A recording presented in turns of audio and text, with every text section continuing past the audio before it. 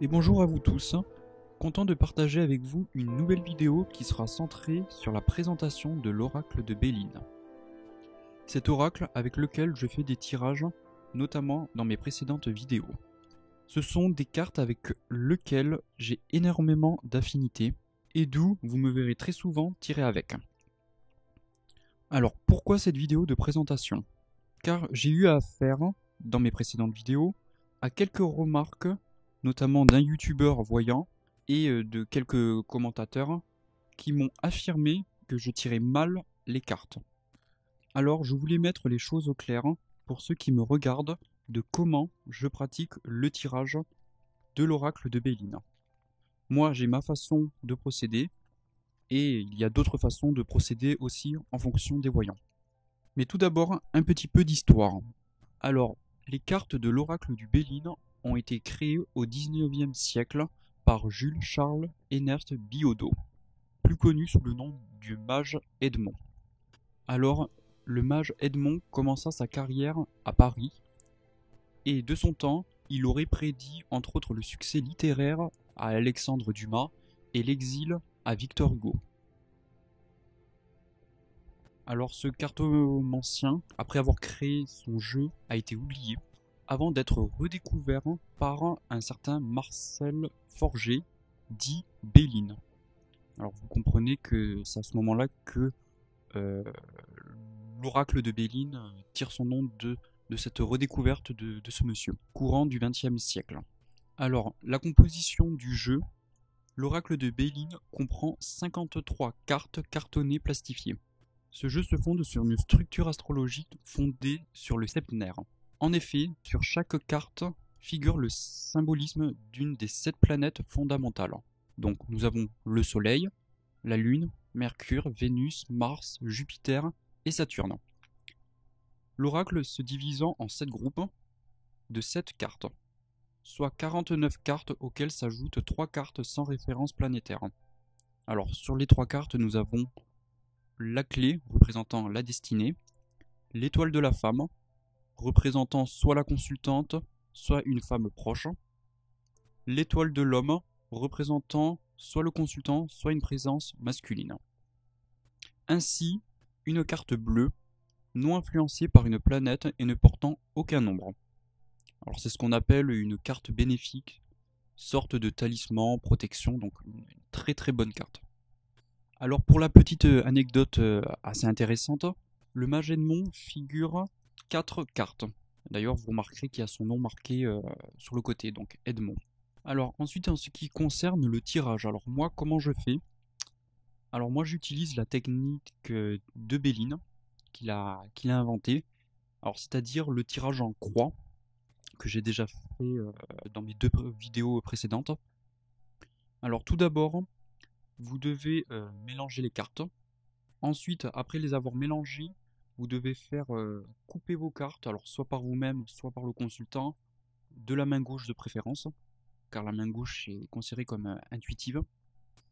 Ensuite, vous étalez le jeu, et là vous choisissez 5 cartes, dans un ordre bien précis.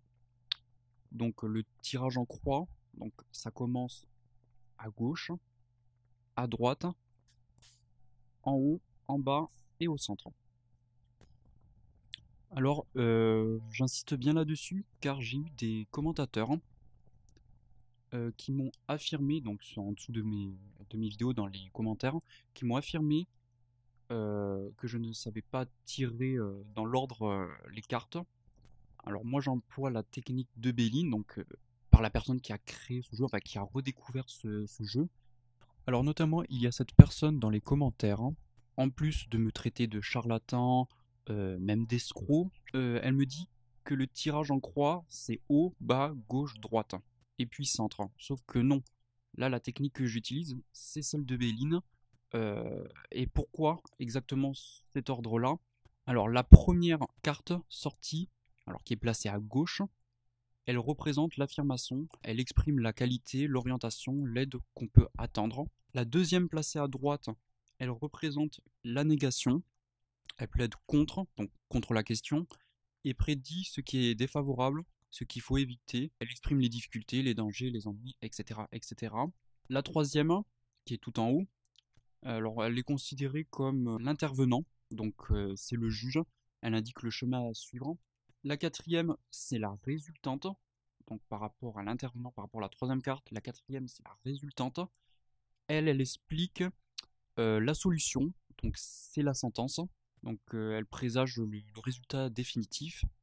Et la cinquième, qui est placée au centre, elle apporte une synthèse, donc elle résume l'essentiel de l'objet de la consultation. Donc voilà, donc moi c'est cette méthode-là que je pratique, et pas une autre comme on m'affirme. Après, ceci dit, comme je l'ai dit, il n'y a pas qu'une manière de tirer les cartes, il y en a plusieurs. Vous n'êtes pas obligé de respecter à la règle le tirage en croix. Moi je le fais parce que je l'aime beaucoup, mais si vous décidez de faire d'un autre sens, vous pouvez. Mais il n'y a pas qu'une seule méthode, et l'expérience me l'a montré. Alors moi, celle que j'emploie, c'est celle de Béline, c'est celle qui est le plus couramment utilisée. Alors aussi, il y a autre chose. Alors autre chose qu'on m'a reproché sur le sens de la carte. Alors à un moment, vous voyez dans mes anciennes vidéos, je prends une carte et je la retourne. Alors on m'a dit, alors notamment il y a une autre chaîne, un voyant, donc je ne citerai pas son nom, me dit que je retourne la carte et que ça fausse le résultat. Alors oui, techniquement, oui, normalement, ça fausse le résultat parce qu'il y a deux sens de lecture qui sont différents, sauf que dans le tarot de Béline, il n'y a qu'un sens. Après, vous pouvez le prendre comme vous voulez, mais normalement, dans le tarot de Béline, d'ailleurs, on le voit bien sur les cartes, il n'y a pas plusieurs sens. Si vous prenez le tarot de Marseille, effectivement, on a deux sens de lecture. Si vous prenez l'oracle de G, il y a deux sens de lecture. Mais pour l'oracle de Béline, il n'y a pas d'importance. C'est comme ça que le jeu a été conçu. Et ça ne change en rien mon interprétation. Je ne me suis pas trompé. C'est sûr que si j'avais fait ça avec l'oracle de G ou le tarot de Marseille, là effectivement il y aurait pu avoir une erreur d'interprétation. Là pour le coup je ne me suis pas trompé. Quand je retourne les cartes, c'est volontaire. C'est-à-dire que en aucun cas ça trompe mon interprétation parce que c'est l'oracle de Béline. Après, comme je l'ai dit tout à l'heure, ça dépend des voyants. Je veux dire, il n'y a pas qu'une seule règle. Voilà. Peut-être que dans le futur, je déciderai de dire une interprétation différente si la carte est à l'envers ou non, en fonction du sens. Mais moi, pour le moment, je ne pratique pas comme ça me va très bien. Et ça, c'est quelque chose que je voudrais dire. Chaque voyant a sa propre façon de faire. Il n'y en a pas qu'une seule. Donc voilà, ça c'est très important, il n'y a pas qu'une règle. Peut-être que tel voyant a sa façon de faire, il y en a d'autres qui auront d'autres façons. Donc voilà, ça c'est quelque chose, c'est personnel là. C'est chacun fait entre guillemets ses propres règles. Après, il faut les respecter aussi. Et il y a des règles qui sont à respecter. Par exemple, dans le tarot de Marseille, effectivement, il y a deux sens de lecture. Dans l'oracle de G aussi. Dans Béline, normalement, il n'y en a pas. Après, si vous voulez qu'il y ait deux sens de lecture, très bien, c'est pour vous. Mais moi, c'est pas comme ça que je procède. Et normalement, le Béline, c'est pas comme ça que c'est. Donc voilà, je pense que c'était important que je fasse cette petite vidéo pour clarifier les choses. Je remercie de votre écoute et les messages de soutien qui me touchent beaucoup. N'hésitez pas à vous abonner pour de prochaines vidéos de voyance. Je vous dis à très vite. Bye!